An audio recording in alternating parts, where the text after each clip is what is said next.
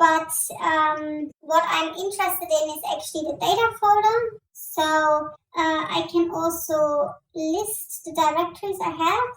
Here I'm asking it to list the directories in // which means from notebook go up one folder and list everything that's in there. So within that, so basically within my virtual Python directory, so for you it's probably called CSC Python material or something like that. I've got these dot something hidden folders, and then I've got a data folder, I got the notebooks folder, and I've got a couple of other files. So we want to go into the data folder.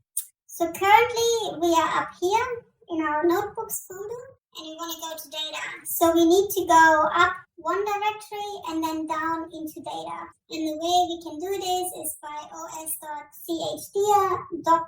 which goes up one / data /. So that should move you into your data folder. To check that you're in the correct folder, let's run os.get current working directory again.